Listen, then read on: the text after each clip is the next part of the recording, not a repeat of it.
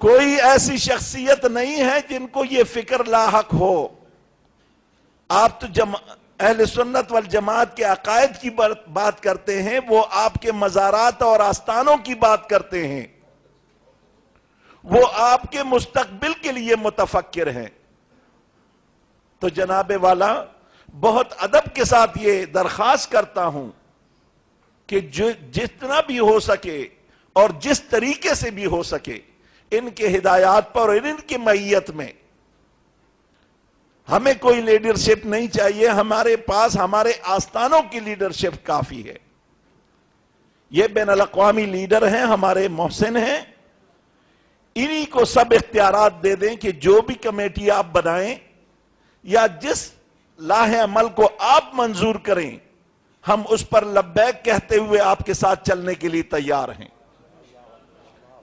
وہ وسائل جو ان کے پاس ہے وہ ہمارے پاس نہیں ہے.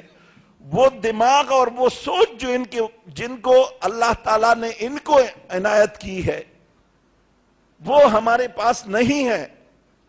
وہ کچھ جو یہ کر سکتے ہیں وہ ہم نہیں کر سکتے.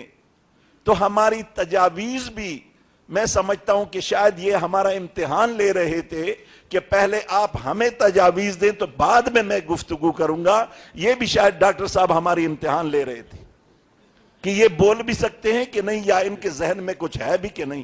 تو ڈاکٹر صاحب میں آپ سے عرض کرتا ہوں کہ ہمارے ذہن میں کچھ نہیں ہے. ہم سوچنے اور سمجھنے سے قاصر ہیں، خصوصاً صوبہ سرحد والے. ہو سکتا ہے پنجاب کے پیران اعظام مشائخ کرام جو ہے ان کے ذہنوں میں کچھ ہو. یہ پرامن صوبہ ہے اور بہت جناب زرخیز صوبہ ہے. ہو سکتا ہے ان کے ذہن میں کچھ ہو. ہمارے ذہنیں تو وہ بموں سے اور وہ خودکش حملوں سے خالی ہو چکے ہیں. ہمارے اعضاء جواب دے چکے ہیں. ہمیں اپنے بچوں اور آستانوں کو بچانے کے لیے ہم راتوں کو جاگتے ہیں. کرم ہے اللہ کا، اس بہانے میں جو ہم ساری رات سوتے تھے اس بہانے میں کم از کم 2 رکعت نماز تو پڑھ لیتے ہیں رات کو. لیکن کرتے جو ہے اپنی جان بچانے کے لیے، جاگتے جان بچانے کے لیے ہے. تو میرے عزیزو، اگر آپ نے اپنے آستانوں کو، اپنے مزارات کو اور اپنے ان سلسلوں کو، چاہے کوئی بھی سلسلہ ہو، ان کو بچانا ہے تو آپ میرے ان باتوں پہ عمل کریں اور ڈاکٹر صاحب کو یہ تمام ذمہ داری سونپ دے کہ جس طریقے سے آپ نے درد محسوس کیا اور ہمیں یہاں بلانا مناسب سمجھا، اسی طریقے سے ہم سب اختیارات آپ کو دیتے ہیں اور آپ کی معیت میں اور آپ کی سرپرستی میں ہم ہر قربانی دینے کے لیے اور آپ کے ہر آرڈر پر عمل کرنے کے لیے تیار ہیں.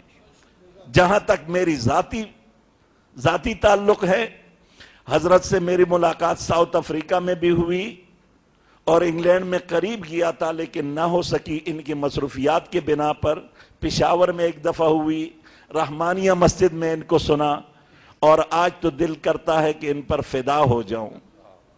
یقین جانے ان کے ایک اشارے پر اپنے آپ کو فدا کر سکتا ہوں.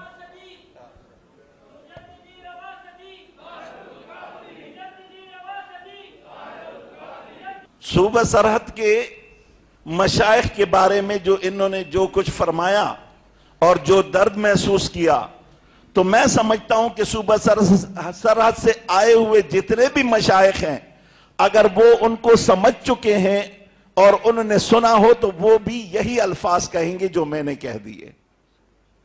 تو حضرات، یہ احسان نہیں کر رہا ان پر، یہ ان کے کام دیکھ کر اور ان کے مصروفیات دیکھ کر. انہوں نے ابھی گاڑی کا ذکر کیا تھا کہ اس پہ گولیاں چلی تھی. یہ تو انہوں نے صرف یہاں کا کیا، ان پہ اوورسیز میں بھی گولیاں چلتی ہیں، حملے ہوتے ہیں. ساؤتھ افریقہ میں بھی حملہ ہوا تھا اور ان کی غیر موجودگی میں ان علماء سے لڑتا رہا اور ان سے باتیں کرتا رہا اور ان کے وہ کرتا رہا کہ یار یہ جو کچھ تم کہہ رہے ہو یہ سب غلط ہے. ہمارے پڑوسی ممالک کے کچھ حضرات نے ان کے بھیجے میں کچھ ڈال دیا تھا. تو میں نے کہا سب سے پہلے غلطی تو یہ ہے کہ اگر وہ مناظرہ یا مقابلہ کرنا چاہتے ہیں تو پاکستان کیوں نہیں آتے؟ ساؤتھ افریقہ تو بہت دور ہے، اتنا زیادہ ٹکٹ کیوں خرچ کیا؟ اور بہت ان سے لڑتا رہا. بہرکیف تو یہ میری آخری گزارش ہے کہ آیا آپ میرے اس تجویز کو پسند فرماتے ہیں اور اس میں میرا ساتھ دیتے ہیں کہ ہمارے لیڈر طاہر القادری صاحب ہیں، ہم ان کے سرپرستی میں تمام مزارات کے، آستانوں کے اور تمام مشائخ جو ہے ان کے سرپرستی میں کام کرنے کو تیار ہیں؟ ابھی ہاتھ اٹھا لیں تو میں دیکھوں۔ بہت شکریہ، بہت شکریہ، بہت مہربانی جناب، بہت۔ وآخر دعوانا الحمدللہ۔